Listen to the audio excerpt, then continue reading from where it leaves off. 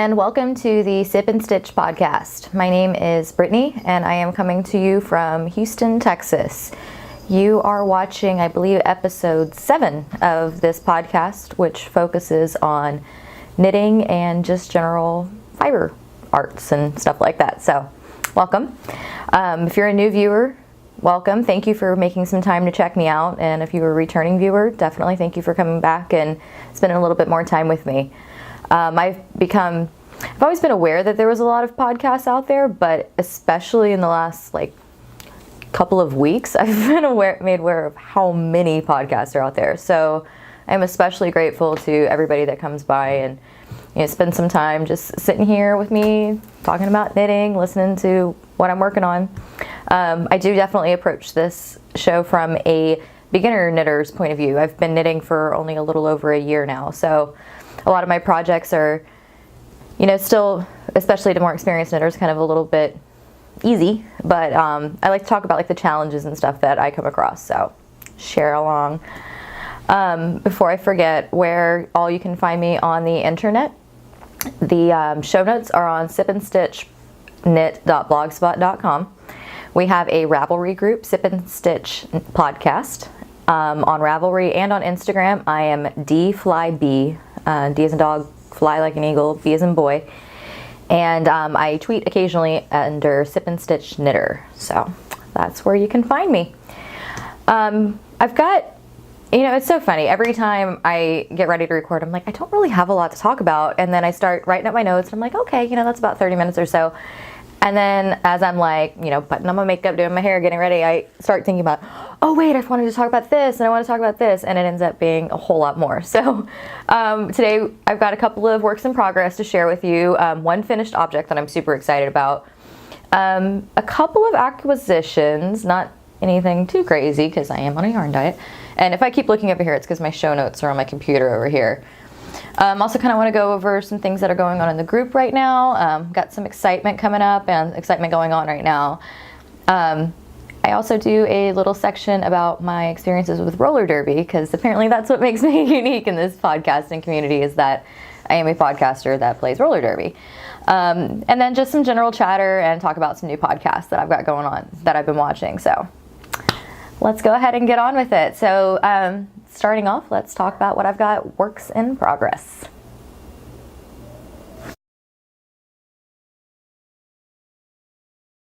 All right, works in progress. And as I was pausing between sections, I just realized I'm probably talking really fast. I'm going to try and slow down a little bit.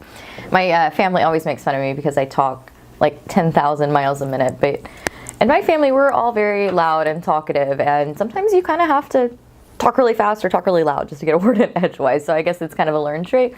Plus, I'm in sales, and that's what you do. You have to talk at the speed of sound in sales most of the time. Anyway, moving on, what I've got on the needles. First off, I want to share with you something. I've got some progress on one of my 2 at a time socks. And why I'm really excited about this is I did the Fish Lips Kiss Hill for the first time. And so that's super exciting. I've been doing just a basic short row heel with just a heel flap, turn, gusset, and I don't really like it because it leaves those gaps, and I really was looking for something else. So I decided to go ahead and pay the $1 and get the Fish Lips Kiss pattern. And I expressed last episode that I was super nervous about it because it's 18 pages, I think, long. But definitely some lovely viewers pointed out to me that you really only need a couple of pages of that. So I decided to go ahead, and I actually conquered it last night. And, actually a couple of podcasters have been talking about, the Fish Lips Kiss isn't really that bad, guys. It's just 2 pages. So anyway, I decided to just go ahead and knock it out last night and finished it. So you can see my progress. I'll just show you one since there's 2 on the needles, because I am knitting these 2 at a time on Magic Loop. I got my little heely going on, and I'm super excited with how it turned out. I do have still a little bit of gappy, and I think that's just going to come with experience of learning how to tension the yarn a little bit better. But yeah, I got 2 of them. So yay. And then when I did it in a contrasting heel, because they also did a contrasting cuff on these socks. And as I was finishing it up last night, I went ahead and tied on and knit one round back with the the patterned yarn. And the yarn that I'm knitting these out of is by Jinx Yarns. And this is her Glitzed base, and the colorway is Festivus. This was one of her holiday colorways this year, one of her new holiday colorways. So, and you know, she calls this a holiday colorway, but I don't really feel like this is super holiday. So I'm probably gonna not restrict these to my Christmas collection. But anyway, that's what I've got going on there, and they're actually sitting in my little yarn bowl because these have been living on my side table lately. So that's my first work in progress. I do have another pair of 2 at a time socks that I've got on needles, but I don't have enough of the leg done yet really to get to, I didn't really make a lot of progress on it honestly since last episode, so I don't really feel like something I should share. And I probably have about 3 more inches or so I think that I want to do before I go ahead and turn the heel. So hopefully I should be able to share that with you on next episode. And I'm really thinking I'll probably have these socks done because I mean I'm recording bi-weekly lately, so theoretically I should have these socks done. The other thing that I've got on the needles, I started a couple of days after I last recorded. I had mentioned that I really wanted to do the Across the Pond shawl. That is a design by Mina from the Knitting Expat podcast. And a lot of other podcasters did test knit for it. So I was really excited with how it was working out, and I was like, you know what, I'm gonna go ahead and cast that on. And I had the perfect yarn for it. So this is what I've got so far on that. I think I've got like, let's see, how many repeats do I have done? 1, 2, 3, 4, 5, 6, 7. I just finished my 8th repeat, and I'm doing the large version, so I think there's 15. So it's slow going because I've described before that I purl so much slower than I knit. So, but give you a little bit more close up of the textured pattern. It is beautiful. I am loving it. So, and this is the main body of the shawl, and I'm knitting this from Vine Yarns. It's her Halo alpaca base, and the colorway is Myth. So you can get a kind of a close up of that one. And then the pattern, and I'll try to insert a picture here if I can remember, has a lace border that you can do it in your main body color, but theoretically you're gonna run out of this by the time you finish your main body. So I am doing it in this just basic gray by Anzula Fibers. And I think this is their haiku base, if I remember correctly. But that's going really well. I'm super excited with it. And there's I don't want to go into too much detail because it is a paid for pattern, and but there is a little bit of a tricky stitch to it that hopefully Mina sent out a pattern update. I think it was late last week or earlier this week that kind of clarified one of these stitches. So if you have this pattern and you've been kind of like, I don't really get the pickup part, make sure that you're checking your updates, because the Ravelry sent out a message that she had updated it, and that was, I had figured it out by then, but I did struggle with that.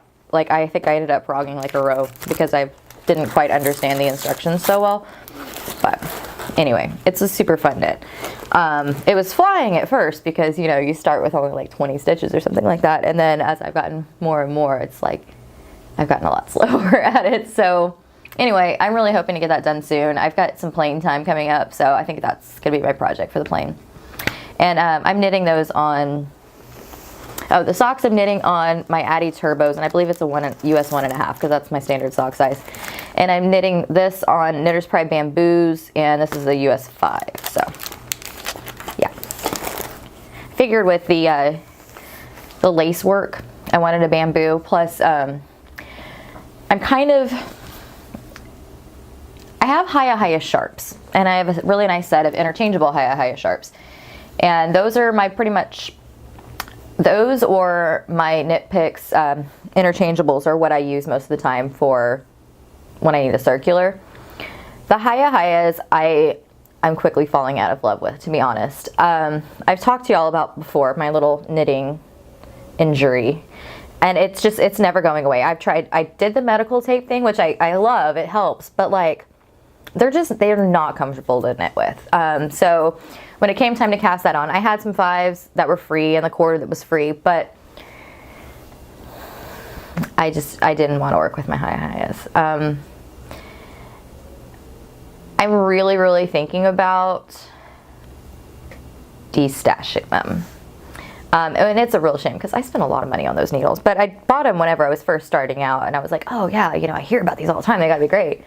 I don't like them. It's a personal preference thing. I know there's people out there that love their high-highs. Personally, they're just too sharp for me. I like a little bit of a duller edge. I love my Addies. Like, they're perfect for me. I have on my wish list the Carbons interchangeables that, oh my God. I really, every time like I get like a bonus or something, I have to keep myself from buying them because I mean, they're not cheap. The Carbons are so not cheap. I was really hoping somebody was going to get them for me for Christmas, but it didn't happen. But anyway, I really think that, yeah, I'm going to destash my high-highs. I know that's going to come soon. The only problem is I currently have them in my featherweight cardigan, which is not getting finished anytime soon. So there's some decision making there that I've got to go with. And if I decide to sell my high-highs, I'll let y'all know and I'll put it in the group. Like, if anybody wants to buy them off me or whatever, let me know. So anyway, putting that out there. So that's what I've got for works in progress. Just double checking my notes. Yep. That's it for works in progress. So let's go ahead and move on to my one finished object. All right, for finished objects, I have one, and it's one that y'all actually never saw as a works in progress. Well, you kind of did.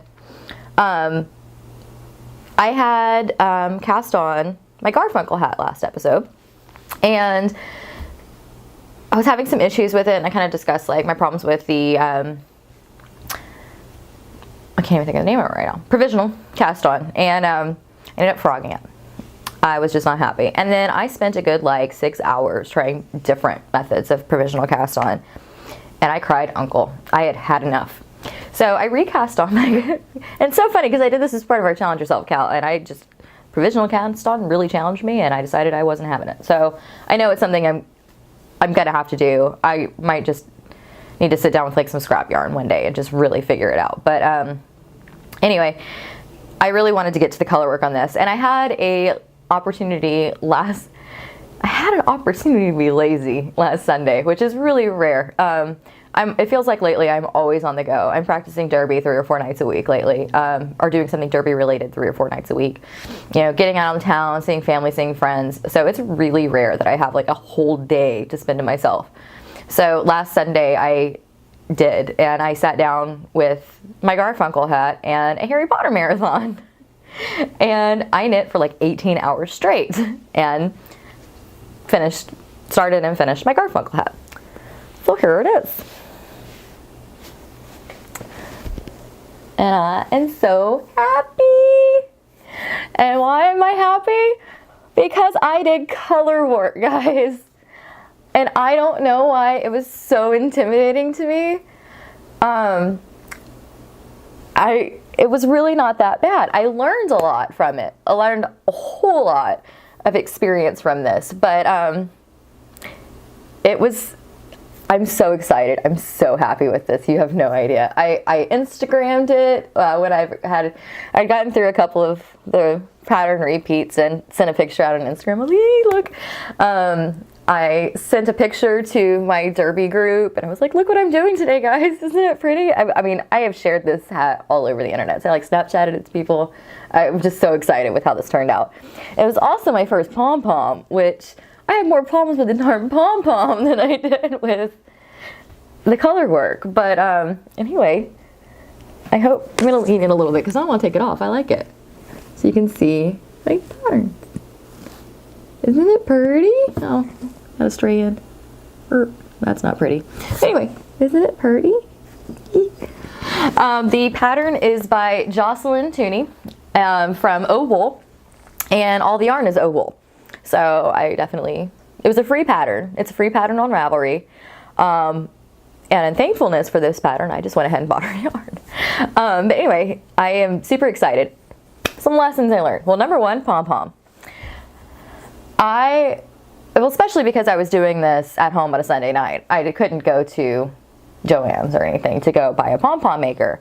So I decided I was going to make it myself. And I had watched at my knitting group one time somebody make one, and I thought I remembered how they did it. I didn't. So I jacked it up once.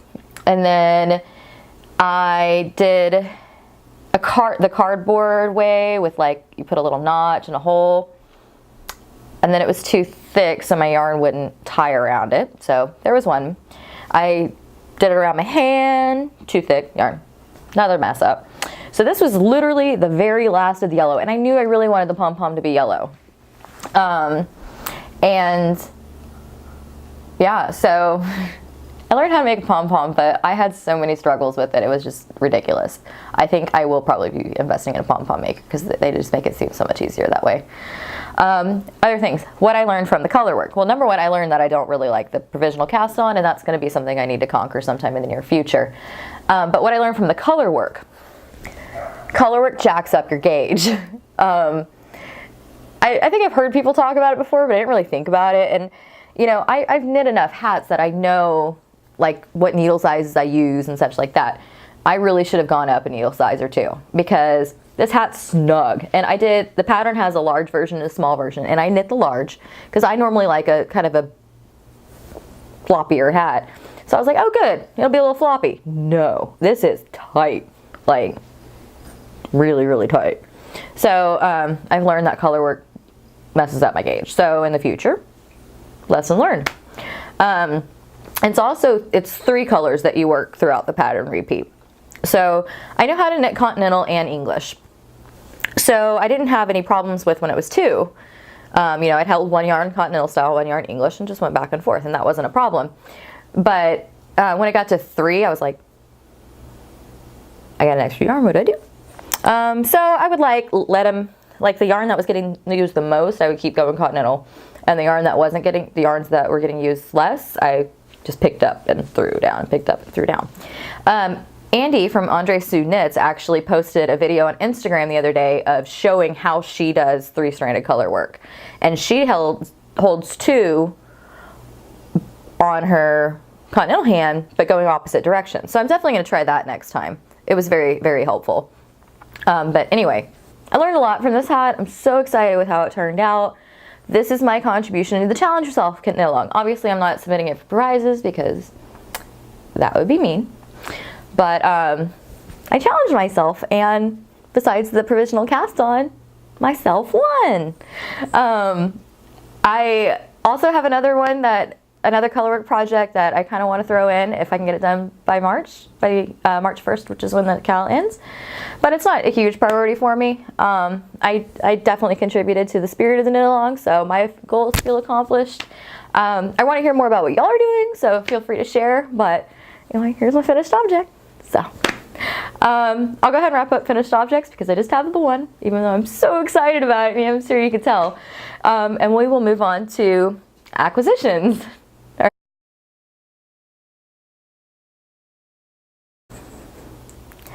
All right, moving on to acquisitions. I have not had an acquisitions thread in the last couple of episodes because I went on a yarn diet. But the acquisitions I have are not for me, so yay. The first one I want to share is actually something I picked up. I went back to my hometown weekend before last, and I went back to my old local yarn store, and I picked up a skein of some local Texas hand-dyed that I'm going to offer up as one of the prizes for the Challenge Yourself Knit Along. So this is one of my acquisitions, and it is for Challenge Yourself. Some purple, some orange, a little bit of green in it. It's kind of a funky color. Kind of reminds me of Mardi Gras a little bit, but still springtime. Anyway, the dyer is Texas Dyed Wool, and they are out of Austin, Texas.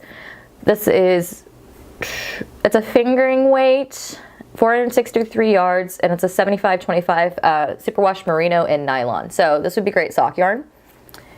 And I just thought it was beautiful, and kind of what I like to do with my giveaways and prizes and stuff is to emphasize, stuff that's more local to me, stuff that, if you're up in like Canada, you can't necessarily get Texas wool half the time, or Texas hand-dyed half the time. So, I try to get stuff that's more local to me, something that's unique. So this is going to be one of the prizes for the Challenge Yourself Knit Along. I'm still working on some more. Still got a little bit more time, but yeah, this is one.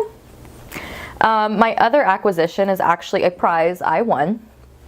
I submitted, I don't know if you remember, I had made a cowl for my aunt for Christmas, and it was the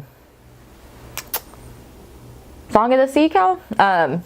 Anyway, I had submitted it to Bookish Stitcher's sparkle cowl that she was posting right before Christmas. And the whole premise was just knit something sparkly.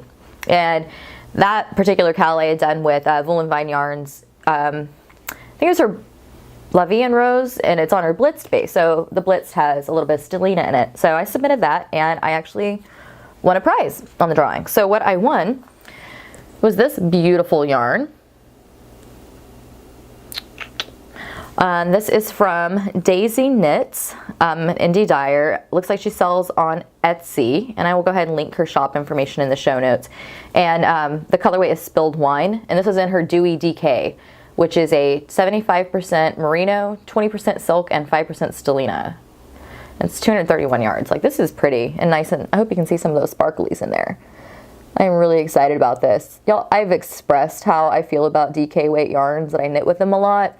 I probably feel the same about DK as most people do about fingering. Like, I mean, I have a ton of fingering, but my DK stash is almost as big.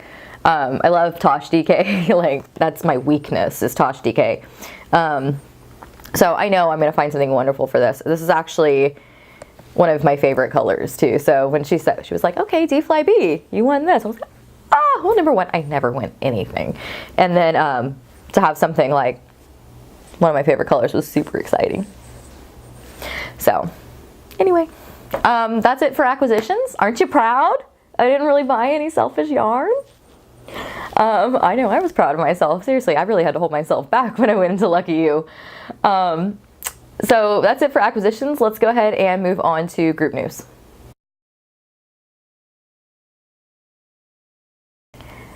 All right, for group news, what is going on in the Sip and Stitch podcast Ravelry group? Like I mentioned earlier, we still have the Challenge Yourself knit along going on. We've already got a couple of finished objects in there. Some really impressive stuff. Definitely some new techniques that I'd never heard of, and people that, there's one where she just decided to create her own pattern. Like, that was pretty cool. I feel like I'm saying a lot lately, sorry. Anyway, the Challenge Yourself cowl, the whole premise is to pick a technique, pick something that you find knitting, crocheting, anything that is challenging to you, and do it. It's running through March 1st. That's when I'm going to shut the thread down and pick for prizes. Well, I will draw for prizes on the first episode I record after March 1st. But yeah, so if you haven't been participating, please do. We will have two prizes. One for finished objects, one for the chatter thread. So pop in, share what you're working on before you just post, hey, look, I finished this. I definitely have enjoyed it. I even popped in the other day during the chatter thread and was like, guys, look, I'm working on my Garfunkel, because I told everybody. Anyway, so please feel free to share. So again, that ends on March 1st. I also, last episode, I drew for the 100 subscriber giveaway, and the winner was Amanda.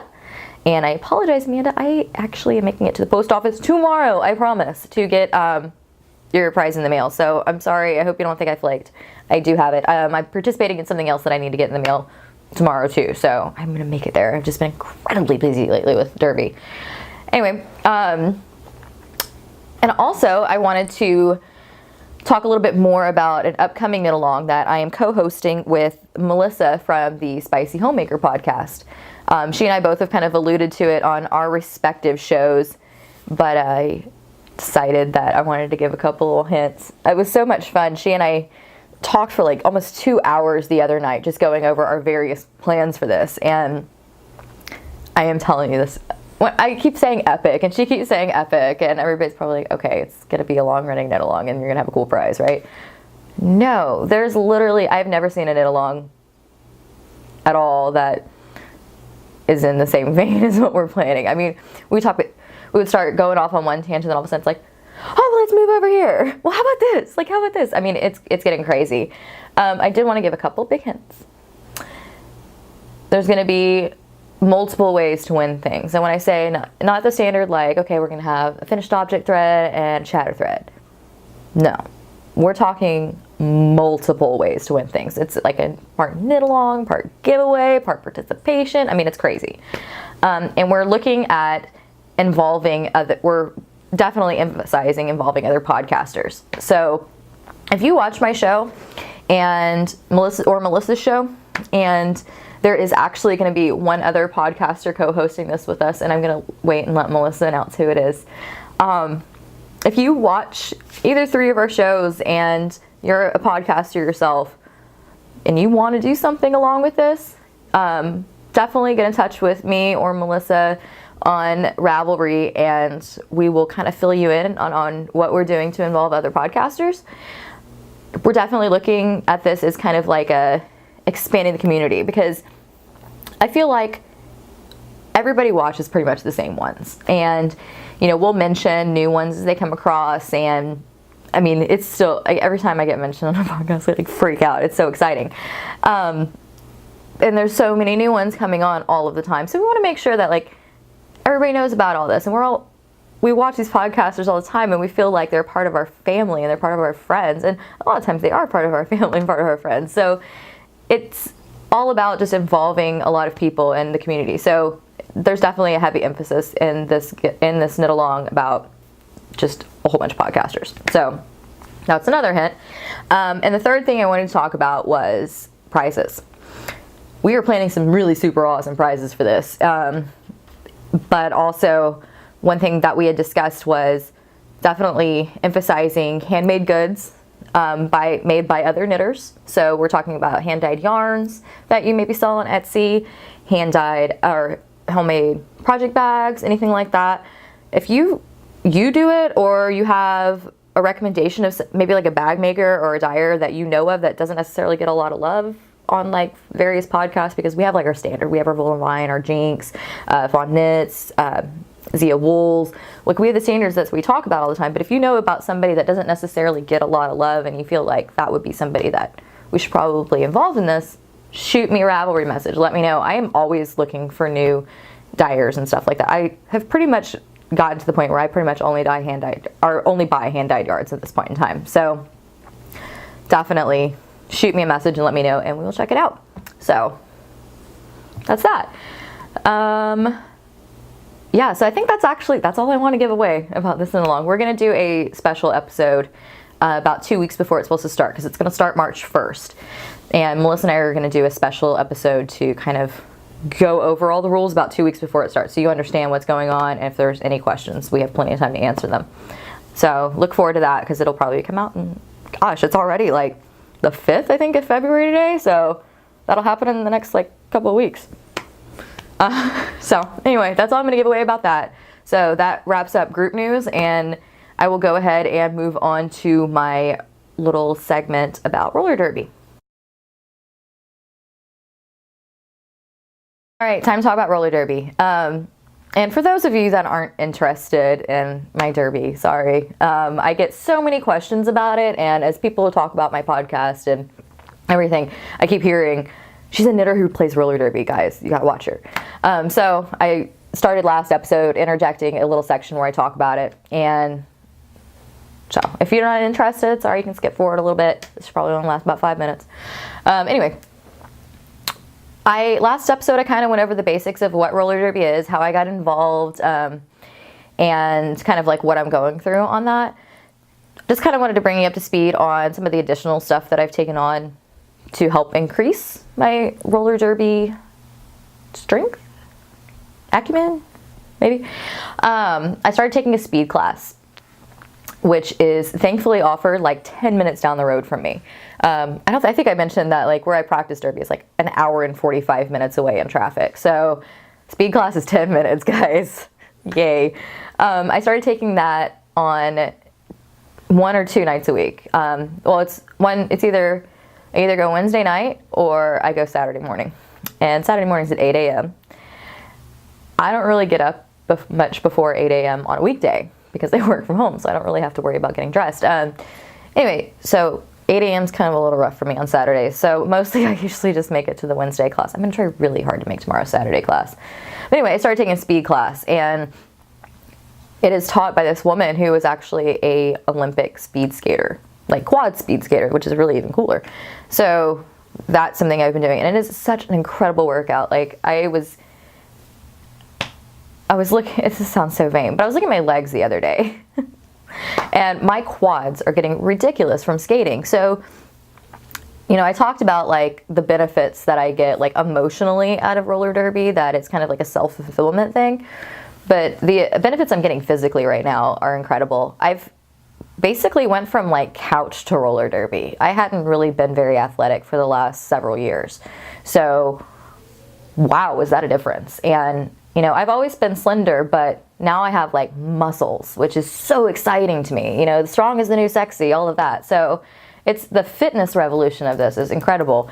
And in that, you know, speed skating is helping out with my endurance. And I'm actually have been looking into some other things to kind of add to my endurance, like cross training and it's HIIT. I always forget what it exactly stands for, but it's interval training too. It's like, get your heart rate up, slow it down. Get your heart rate up, slow it down. Just those kind of things to kind of try and boost endurance and boost cardiac health. So it's incredible. I really feel like at my age, I'm 31 years old, that I need to be focusing a lot more on my health. So this all came into my life at just the right time. So anyway, that's what we're doing. And it's definitely helped me with my time. I had talked about that in order for me to get draft eligible, I have to pass this time test, and I am 7 seconds short. Like I have 7 seconds to cut off my time, guys. That is so close. Like just one tweak in how I'm recovering from my falls, one tweak in how I do my turns, something. Like I am so close, and I really have a lot of the speed class to thank for that. Like they've been teaching me all kinds of neat techniques and stuff like that, so it's amazing. And a lot of people go to the speed class. It's not just a whole bunch of derby people. People do it just for general fitness. Like there are these two older men that do inline speed skating, and it's incredible. So roller skating is good for you guys. So if you've got a rink and you have some spare time on the weekends, like take your kids out there. It's fun for the family. It's really good for you health-wise. Like I would definitely recommend it. Other thing I want to talk about derby-wise is I finally have a derby name, and I'm super excited about this. In case you haven't really picked up on it, I have a thing for dragonflies.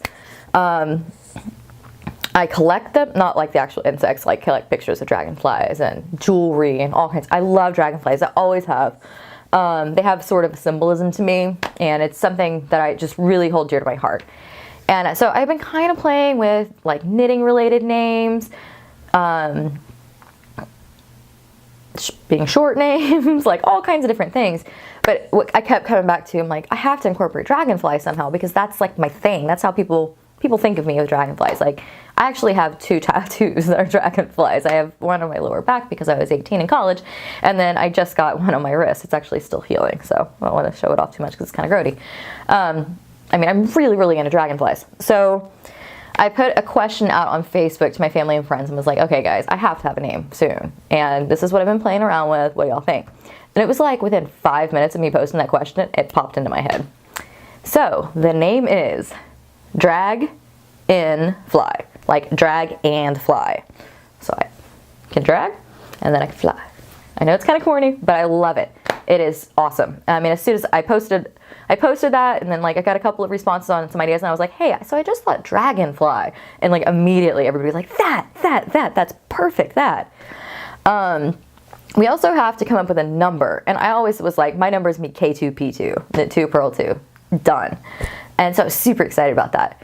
And then I found out I can't have letters in my number, which I think is a rule just in my league, because I watch a lot of derby footage, and I know like there's a girl that's R2D2, so there's got to, you should, but anyway, I'm gonna abide by my league's rules. So I'm working on a number. I'm pretty sure it's gonna be 5, 6, 7, 8.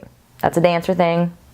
I was a dancer for the majority of my life before, so I'm pretty sure 5, 6, 7, 8 is gonna be it. So yeah, I was just really disappointed I couldn't use K2P2. Anyway, that's going to wrap up derby conversation. Told you I'd keep it short and sweet for those that weren't interested, but just wanted to let you know where I'm at progress-wise. 7 seconds. 7 7 seconds and announce my name. So anyway, thanks also for everybody that had suggested stuff in my Ravelry thread. Sorry I didn't go with any of them. This one just, it made sense once it came to my head. So anyway, we'll go ahead and move on from roller derby to just general blather.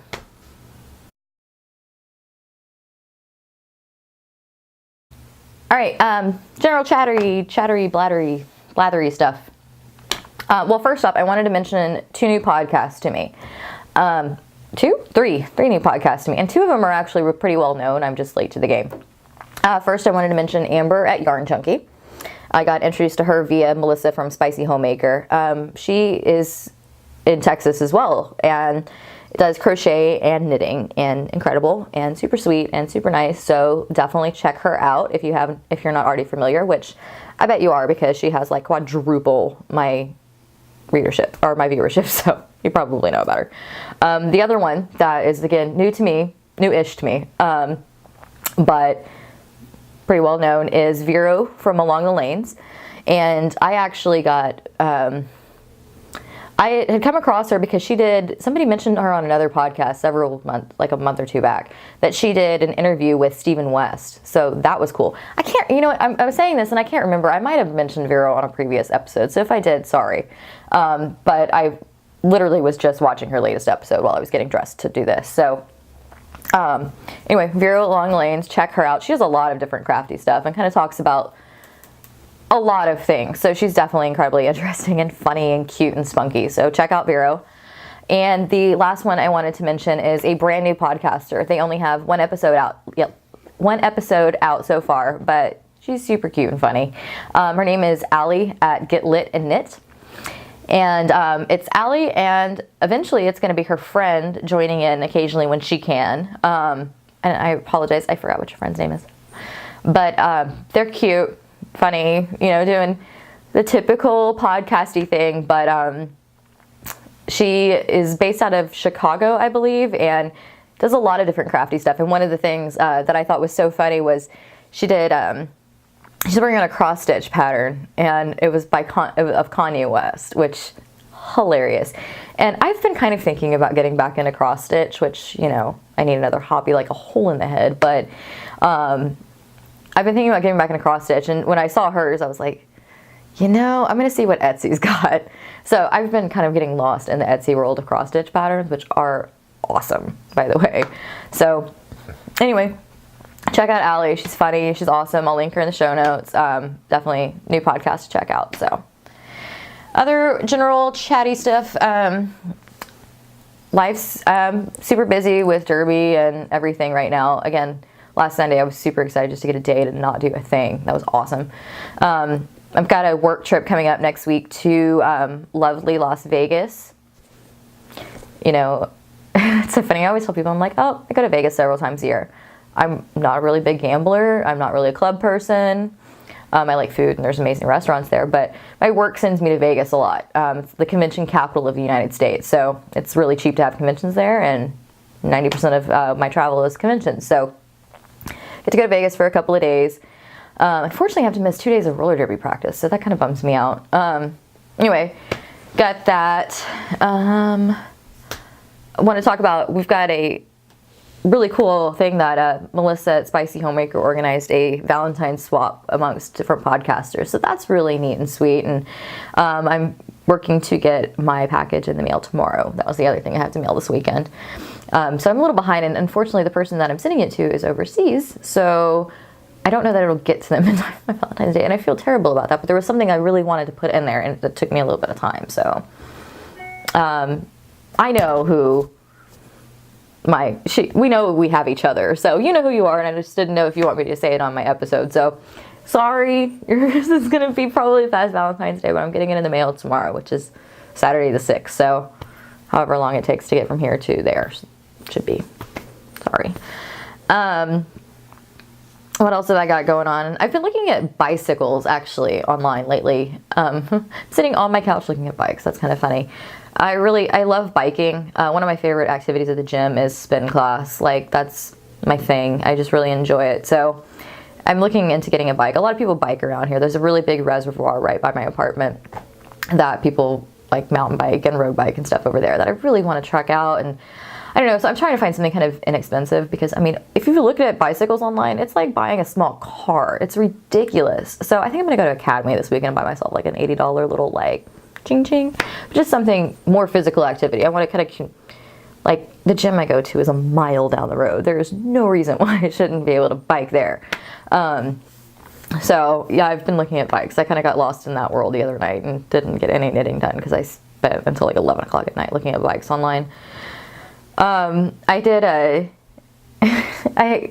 my mom invited me over last weekend, and she was like, I want you to teach me how to knit. Well, my mom's really crafty, so I was like, oh, she should have no problems with it. I'm a pretty good knitting teacher. I mean, the basics, what I know, because I'm still really new. But I've never had any problems with other people. My mom was like all thumbs.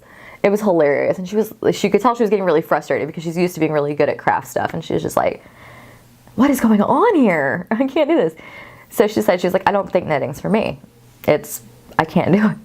And so she got really frustrated, and then I was thinking, a long time ago, I bought this Craftsy class, how to crochet animals. And I didn't ever really, like, I started and I kind of put it down. Because with crochet, tensioning on your left hand, that's hard for me. That's why I don't knit continental, even though I know how. So I kind of put it down and haven't really messed with it since. So I told my mom, I was like, hey, how about we both learn to crochet together so we will both suck at first. Solid plan. So I'm probably, like, weekend after next, I'm going to go back over there, and Mom and I are going to learn how to crochet. So yay, another yarny hobby for me. But anyway, that's exciting, and that was so much fun. I think that kind of wraps it up for chattery stuff. And so that wraps it up for this episode. I know I've probably seemed a lot more like high energy than I normally am, and I don't know why that is. I think I'm just really, really excited it's finally Friday. This week has been kind of a doozy. So anyway, I will go ahead and wrap up this episode, hopefully get it edited and up online, because I fly out on Sunday, so I want to make sure that this hits the internet before I leave, or else it won't until Thursday. But anyway, wrapping it up, saying goodbye, pop into the group, say hi, follow me on Instagram, message me on Ravelry, anything, whatever. I love talking to people. So I will see y'all in a few weeks. Bye.